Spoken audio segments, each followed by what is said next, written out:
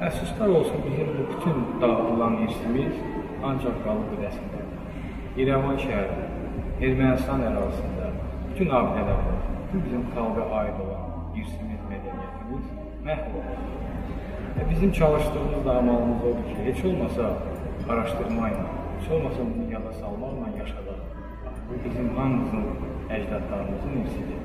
Bu, qıraq, düşman tarixi deyil, əsl həqiqi bizim tarixdir. İrəvan xanlığının tarihi və ümumiyyətlə bütün Ermənistan ərazisinin bizə aidiyyəti olmaq haqqında geniş bir məlumat var.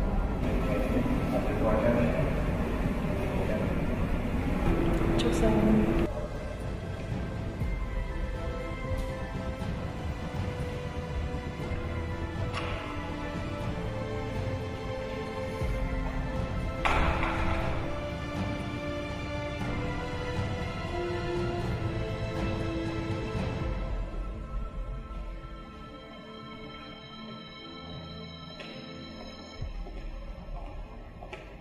Başlayın. Buyur Ruslan. Salam. Mən Aynur Abdullayeva, Fransada yaşayan Azərbaycanlıyam. Belə anladım ki, siz tarixçisiniz. Bəli, xanım. Mənim sizə verəcək bir sıra suallarım var. Uzun müddətdir məni İrəvanın tarixi maraqlandırır. Sizin əsliniz belə başlaşdı İrəvandır? Bəli, bizim əslimiz, kökümüz İrəvandandır. Yəni, kitablarımız bildiyim qədər uzun müddət İrəvanda yaşamışam. Onda öncədən mənim bir sualım sizə var. Avropa mətbuatında ümumiyyətlə necə səslənilir İrəvanın tarixi, Ermənistan? Çox təəssüf olsun ki, Avropa mətbuatında İrəvanın tarixi bir o qədər də siz dediyiniz kimi ürəkaçan deyil. Onda mən sizə imkan dairəsində çalışaram canlı şahidlərin ifadələri və bildiyim məlumat üzərində bilgilər verim. Onda icazənizlə mən sizə suallarımı verim. Buyur Ruslan.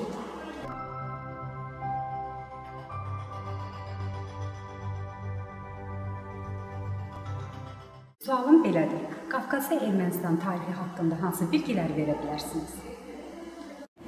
Sözsüz ki, çox ağır sual verdiniz. Dünya fikirləşir ki, qədimdən Qafqazda Ermənistan olub, ermənilər olub. Amma reallıq tam başqadır. Müasir Ermənistan ərazisi qədim Azərbaycan torpaqlarıdır, tarixi Azərbaycan ərazisidir. Və orada əsrlər boyu bizim əcdadlarımız dövlətlər olub. Və ən son dövlətlərimizdən biri İrəvan xanlığı olub. Və çox acınacaqlı tarixi və sonluğu olub bu xanlığın. 19-cu əsrdə Çar Rusiyası Qafqazı işğal edəndən sonra ən birinci köçə məruz qalan ərazilərimizdən biri də Qərbi Azərbaycan və yaxud bugün Ermənistan adlanan ərazi olub.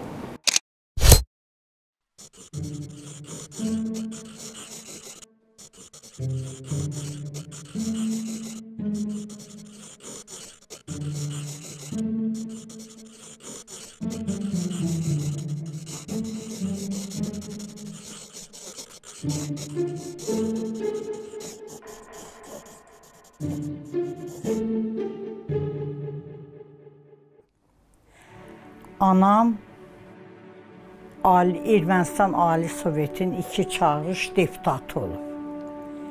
Qızıl Əmək Bayrağı ordenli əməkdar müəllim olub. O zaman VD-də rus dili bilənlər çox az idi. Raykom katibləri, 3 katibə, bir də icra hakimiyyətə mamam dərs deyirdi. Rayonda Azərbaycanlıların 99% olmasına baxmayaraq, strateji yerlərdə ermənilər yerləşmişdi. Bəs bizə hər zaman söyləyiblər ki, Azərbaycanlılar Qafqaza gəlmə xalqdır. Əfsuslar olsun, bu yanlış və yalan məlumatı bütün dünyaya yeritməyə çalışıblar. Amma əslində elə köç eləyən və Qafqaza gələn ermənilərdir. Və bizim problemlərimiz 19-cu əsrdə Qafqaza Rusiyanın gəlməyindən başlayıb. Həmin dövrdə 1827-ci ildə İrəvanın ətrafında böyük bir Rus qoşunu toplanır və oktyabrın 1-i şəhər işğal olunur. Bundan sonra böyük problemlər başlayır. Və əsasən də çox maraqlıdır ki, İrəvan qalasının bütün işğalları öncədə, bütün işğalçılar əsas nöqtə kimi Müxənnət təpəsindən istifadə edirlər şəhəri əldə etmək üçün. Müxənnət nə deməkdir? Bu böyük bir məfhumdur. Bizim babalarımız İrəvan qalasının qarşısında olan bir təpənin adını nahaq yerə Müxənnət qoymamışdılar. Müxənnətin tərcüməsi satqın, daimi satan, alladan deməkdir. Nəyə görə? Bu Müxənnət təpə elə bir yüksəkliyə idi ki, həmin yerdən İrəvan qalasını toplarla vurmağa ən rahat bir nöqtə idi. Və şəhəri, qalanı işğal edən qüvvələr bunu bilirdi. Və həmişə işğalçılar çalışırdı o Müxənnət təpə vasitəsilə şəhəri dağıtmaq və əldə etmək. Və Rus ordusu da həmin üsuldan istifadə elədi. Amma bizim babalarımızın anlamında Müxənnət təpə indi tam başqa məna daşıyır. Əslində Müxənnət elə ora köçürülən ermənilər oldu və orada ətrafda yaşayan ermənilər oldu. Hansılar ki, daimi çörək verənə, kömək eləyən Azərbaycan xalqını satırdılar. Bəs Sovet vaxtı Ermənistanda hansı xalqlar yaşayırdı? Sözsüz ki, biz bilirik ki, Sovet vaxtı tam başqa mənzərə idi Ermənistanda. Hələ ki, Azərbaycanlıların bir qismi qalmışdı, düzdür. Böyük bir qismi 19-cu əsr və 20-ci əsrin əvvəlində soyqırımlar və kök nəticəsində qovulmuşdu Ermənistandan. Amma yenə də nisbətən Ermənistan çox millətli bir dövlət idi. Ancaq bu mənzərə uzun çəkmədi. SSR dağılma ərəfəsində 1980-ci illərdən sonundan Azərbaycanlıları total olaraq hamısını başladılar qovmağa. Dövlət səviyyəsində bir plan şəklində komünist Ermənistan rəhbəri, əslində isə daşnaq düşüncəli kommunistlər ermənilər bütün Azərbaycanlılar yaşayan rayonlardan başladılar Azərbaycanlıları qovmağa. Bu haqda biz bilirik. Amma buna bənzər hadisələr 70 il öncədə 1947-52-ci il kökündə yenə də yaşanılıb. Həmin dövrdə Vedidə 2 erməni ailəsi vardı. Vartan, Lena. Lena dərzi idi, Vartan da kolxozun ambardarı idi. Həmin dövrdə ermənilərin riyakarlığını, ikiyüzlüyünü biz görmürdük. Sonra yavaş-yavaş Vediyə ayaq açdılar. Bir gün dedilər ki, Vedinin böyük meydanı vardı. Hamı toplaşsın, cavanlar, qocalar, yaşlılar, bütün cəmaət toplaşsın ora. Hamımız toplaşdıq meydana, mən də 16-17 yaşındaydım. Getdim anamla bərabər, atam rəhmətə getmişdi 44-cü il. Hamımız yığışdıq meydana, Anastas Mikoyan Moskvadan Sovet İttifaqının təhriki göstərişi ilə təşkilatçılıq edərək Vediyə gəlmişdi. Bağramyan, Babacanyan, bir də Ermənistan Mərkəzi Komitəsinin katibi Xalqdünyan. Bütün cəmaət dolu bura görəsən nə var, bu nə işdir? Mikoyan çıxış elədi, dedi ki, burası sizin vətəniniz deyil. Sizin vətəniniz Azərbaycandır. Ona görə də siz hamınız buradan yavaş-yavaş köçürüləcəksiniz. Bura ermənilərin torpağıdır, ermənilər didərgin düşüblər. Ona görə də ermənilər öz torpağına, siz də öz torpağınıza gedəcəksiniz.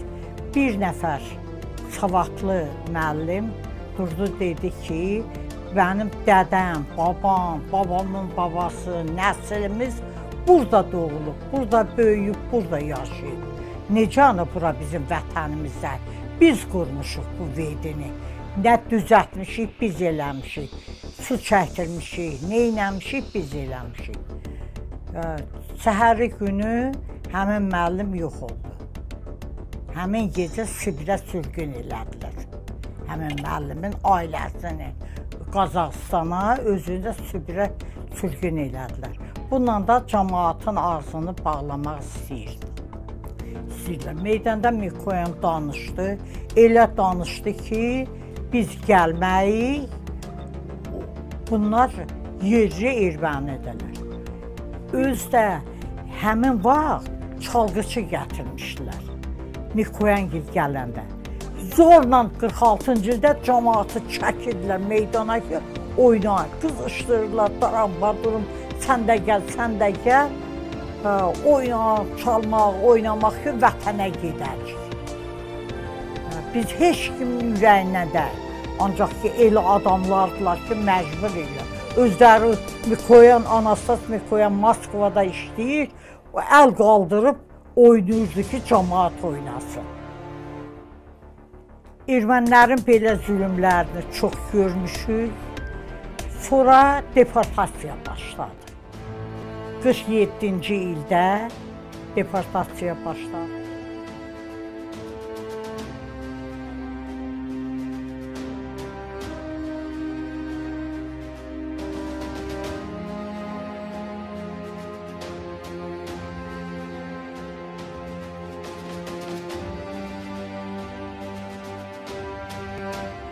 ...44-cü ildə atamı KGB çağırır, deyir, yoldaşın şikayət eləyib, sən türk məşəlisən, sizi sürgün eləyəcək.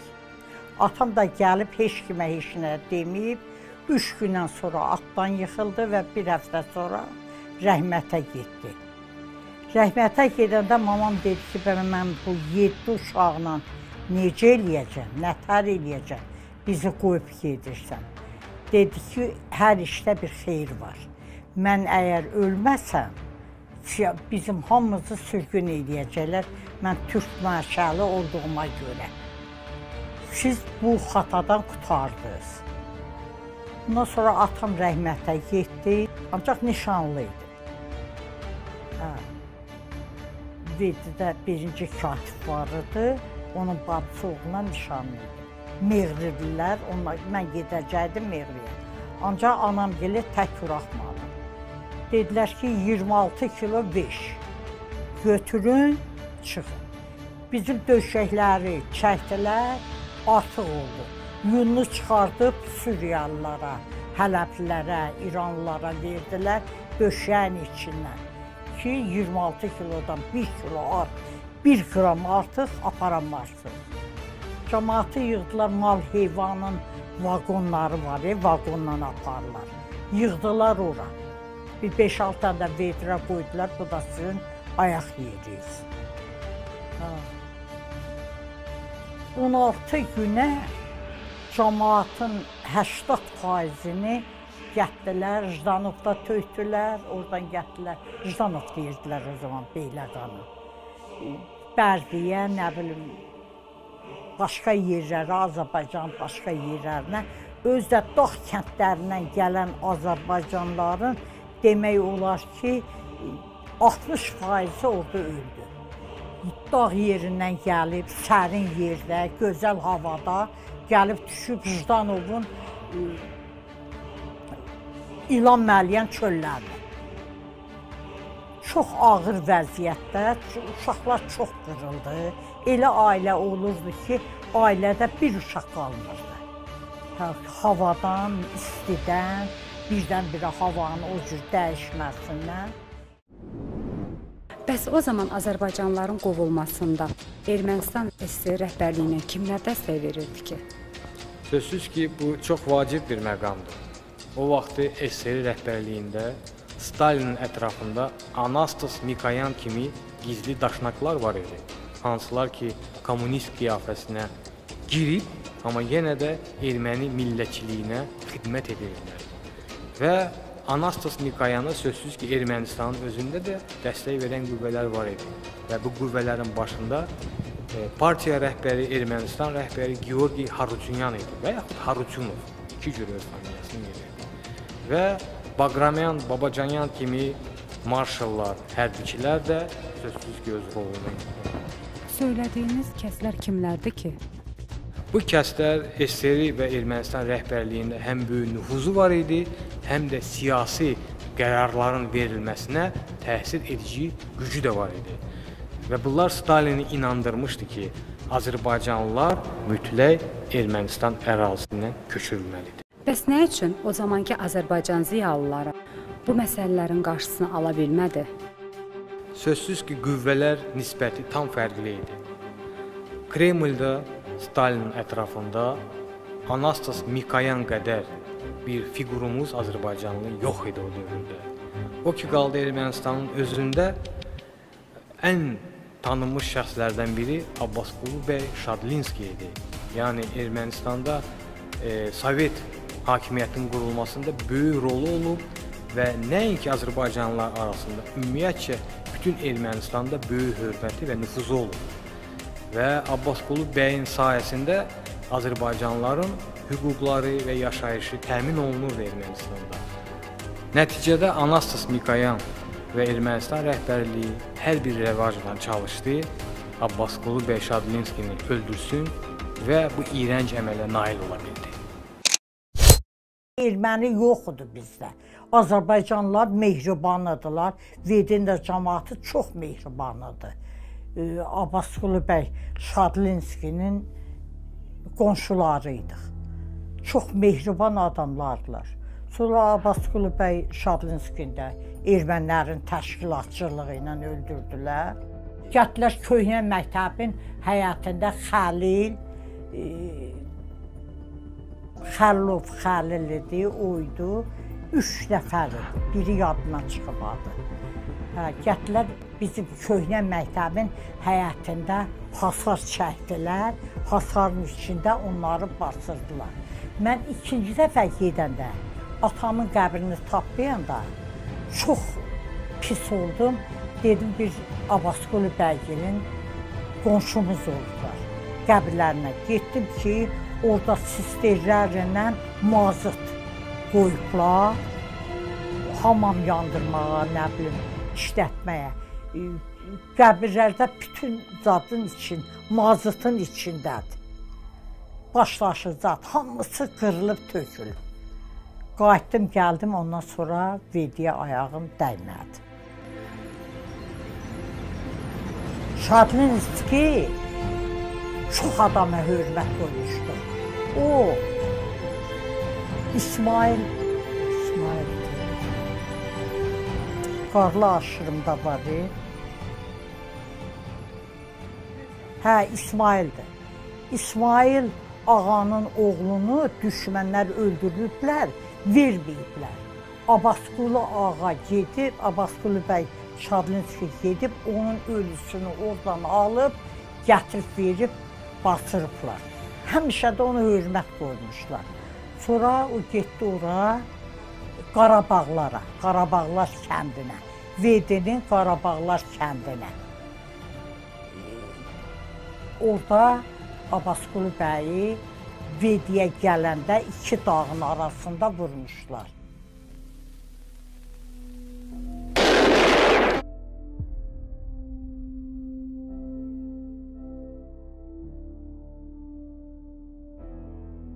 ...37-36-cı illərdə. Hə, mən uşaqdım. Girdik, baxırdıq, ağlayırlar, biz də ağlayırdıq. Hə, o illərdə Abbasqulu bəyi ermənilər təşkil elədilər. Ən çoxu da Anastas Mikoyan təşkil elədi.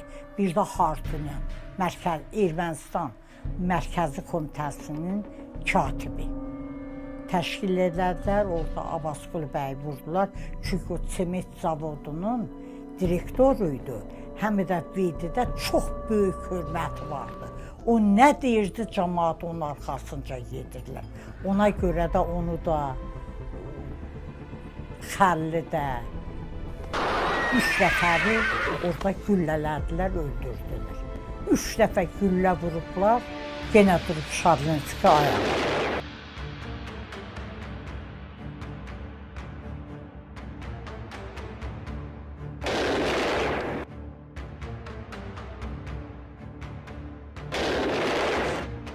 Sonra getdilər, Bedidə, deyirəm, hasar aldılar məktəbin eşiyini, orada da bastırdılar. Sonra getdim, gördüm, ora mazutun içindədir. Sistemləri qoyublar, gəlib oradan mazut aparırlar. Əfsuslar olsun, Sovet vaxtı Şadlinskinin ölümünün həqiqəti gizlədilirdi. Və hətta yadınıza salınız, bəlkə görərsiniz, 70-ci illərdə çəkilən Axırıncı Aşırın filmində Şadlinskinin ölümü belə bir təsvir olunub ki, Azərbaycanlı Qəmlo onu öldürür. Halbuki arxiv materialları və real vəziyyət bizə bildirir ki, sırf ermənilərin, daşnaqların əli ilə və onların icrası ilə bu qətil həyata keçirilir. Azərbaycan ziyalılarının və nüfuzlu şəxslərin öldürülməsində məqsəd nə idi? Deməli, ən əsas məqsəd o idi ki, bu nüfuzlu şəxslər imkan şərait vermirdi ki, daşnaq ideyaları yaşasın Ermənistanda. Yəni, SSR-nin planlarına tərkib idi ki, Ermənistan ərazisinə, yaxın şərqdən, Suriyadan, Livandan böyük bir erməni köçü sırf Azərbaycanlılar Ermənistanda yaşadığı əraziyə icra olunsun. Azərbaycan ziyalıları sözsüz ki, buna razı ola bilməzdi və Abbasqulu bəy Şadlinski kimi və onun ətrafında olan ziyalıları öldürməklə çalışdılar Azərbaycanlıları susturmaq. Və bundan sonra hansısa Azərbaycanlı ziyalı səsini ucaldanda onu göndərirdilər sürgünə ya da ki, güllələyirdilər. Bu minvalla Azərbaycanlıları əzə-əzə, sıxa-sıxa böyük bir yeni erməni köçü başladı. Bir müddət sonra Suriyadan, Hələbdən, İrandan yetim-yesir erməniləri vaqonla getdilər, tökdülər Vedinin ortasına. Məktəb, 3-4 dənə məktəb var idi. Məktəbin ikisini bağladılar, verdilər onlara. Bağçalarda erməniləri yerləşdirdilər. Adamın yazığı gəldi onlara. Yaxınlaşırdıq, bir şey verirdik, çörək istəyirdilər, çay istəyirdilər. Evlərdən hazırlayıb, aparıb verirdik, yazığımız gəlirdi. Həmin müddətdə erməniləri başladılar evlərə yerləşdirməyə. Bizim 3 otağımız var idi. Birində 7 uşaq anam qalırdıq. Bir də stalovoydu, bir də yataq otağı idi. Getdilər bir otağa, böyük otağa Suriyalıları yerləşdirdilər, 6 nəfər. Sizin bir inəyiniz var, onun südündən yeyəcəklər, meyvələrdən yeyəcəklər. Heç gün bunlara heç nə demək ixtiyarı yoxdur, çünki vətənə gəliblər. Bunlar da yazıq belə büzüşürdülər, edirdilər. Yazığımız gəldi, anam xörək pişirdi, uşaqlara da verirdi, arvada da verirdi. Yavaş-yavaş bunlar bizə böyüklük eləməyə başladılar. Dedilər, deyirik ki, axı siz yaman gündə gəlmişsiniz, bu nə işdir, siz niyə bizə ağalıq eləyəsiniz? Deyir ki, bizə yuxarıdan tapşırdılar. Anastas Mikoyanın özü bizə dedi ki, siz onlara əziyyət verin.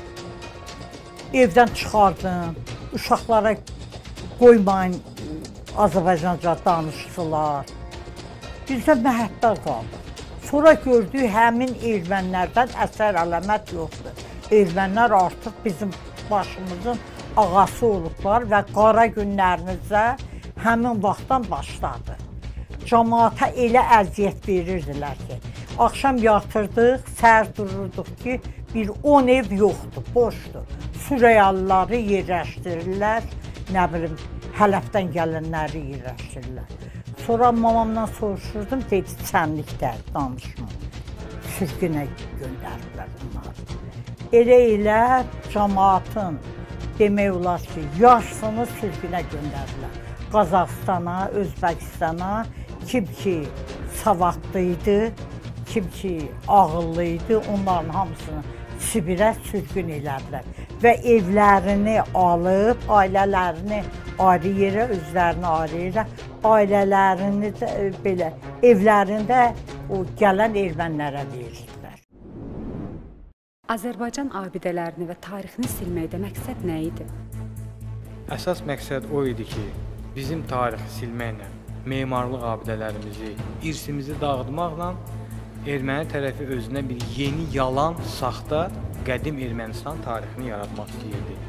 Böyük Ermənistan xuliyasını gerçəkləşdirmək istəyirdi və bunun qabağını alan 2-3 səbəb var idisə, onlardan biri Azərbaycanlılardır, onları qovdular və bizdən qalan qədim abidələr onları da məhv etdilər. Yerevanın ətrafında bizim bağlarımız vardı, bağların yanında qoçlar vardı belə, burulmuş buynuzları ilə. Onları mən o zaman görmüşəm, ancaq Meğridə Hambarsumyan adlı bir professor gəldi, bir qolu da yox idi, biləkdən bir qolu da yoxdu. Dedi ki, o qoçlar nədir orada saxlamışsınız? Raykom katibinə heçdəndi. Dedi, bir də gələndə o qoçlar burada görməyim. Ondan sonra onlar da götdülər, gecə ilə götdülər, hara apardılar, nə inədilər. Bilmirəm, həmin qoçlar Meğrid oldu. Veddədəki yığışdırmışlar. Mən 2 dəfə gedəndə nə qəbristanlıqda, nə o sarı təpə deyirlər, nə orada qoç görmədim. Ancaq uşaq vaxtı gedirdik, hələ uşaqlar minirdi üstünə, qoçların. Belə dəmirdən qayırırdılar, nədən düzəltmişlər bilmirəm. Ancaq elə qoç oxşuyurlar. Buynuzları da belə vurulmuş. Azərbaycan adət-ənənəsi ilə düzəlmiş qoçlar Azərbaycanın nişanəsidir. Ona görə də Azərbaycanın nişanəsi qalmamalıdır Ermənistanda. Heç bir nişanəsi. Ermənistandan Azərbaycanlıların qovulması ilə sonradan Qarabağdan Azərbaycanlıların qovulması arasında nə əlaqə var? Bunu sübut etmək üçün bəzi faktları səsləndirməyə və canlı şahidlərin fikirlərini gətirməyə olar. Anastas Mikoyanın planı hələ 60-cı illərdə ondan ibarət idi ki, nəinki Ermənistandan, həmçinin də Qarabağdan Azərbaycanlılar qovulmalıdır və həmin qədim Azərbaycan əraziləri Ermənistana birləşdirilməlidir. Müəllimlər qurultayına getdi. Mikoyan müəllim erməni müəllimləri ilə görüşdü. Mən də ermənicə təmiz bilirəm. Elə özləri kimi danışır. Elə bildi mən də erməniyəm. Dedi ki, toxları yaman rədd elədik burada. Ermənistandan. İndi yerimiz yem oldu. Biraz da Qarabağı da alsaq, hər şey düzələr. Mən məhəttəl qaldım. Sonra dedi ki, gətirin hamınıza qod çəkim yazın. Dedi, adın nədir? Dedim, Şərkiyə. Azərbaycanlısan? Dedim, hə, adım. Erməncə soruşur. Azərbaycanlıyam. Əli titriyə yazdım Mikoyan. Əziz Şərkiyə üçün Mikoyan qod çəkdim. Onu da göndərəcəm, verəcəm gətirsinlər. Əli titriyə. Dedim, hə, bizim hamımızı düz dedim. Erməni müəllim yoldaşlarıma düz dedim ki, bizim hamımızı oradan rədd elədik. Hələ 68-ci ildə qurultaya getmişdim. 68-ci ildə Mikoyan müəllimlərə dedi ki, Qarabağı da alsaq tutaraq. Biraz tutaraq. Kürdəmirə kimi bizimdir. Kürdəmirə kimi bizim torpaq olur. Bir də Qarabağ bizimdir. Oranı alıb, rahatlayaq. 68-ci ildə. Tarixi dəqiq araşdırmaq üçün hansı tövsiyələri verərdiniz? Ən yaralı yerimiz odur ki, uydurma, yalançı mənbələr əsasında məcburuq biz tarixi öyrənək. Siz bilirsinizmi, qədim erməni mənbələri adlanan kitablar əksəriyyəti 200-300 il bundan öncə yazılıb. Amma bizə inandırırlar ki, bunların yaşı 1000-1500 ildir. Və bu yalanın arxasında böyük bir planlar var. Bu saxta mənbə, kitablar üzərində erməni xalqına, başqa millətlərə nifrət təbliğ eləyirlər və bu qan ona görə də tökülür ki, erməni xalqı yalançı böyük Ermənistan xuliyasını yaşatmaq istəyir. Nə vaxta kimi ki, bu yalançı mənbələr və ifşa olunmayan hələ ki axıracan yalançı tarix təbliğ olunur, tədris olunur Ermənistanda, bu müharibə dayanmayacaq. Çox sağ olun, təşəkkür edirəm. Uğurlar arzulayıram sizə. Gözümün qabağında olan şeylərdir. Ona qeyd lazım deyil, bir şey deyil. Hamısı da bugünkü gün kimi yadımdadır.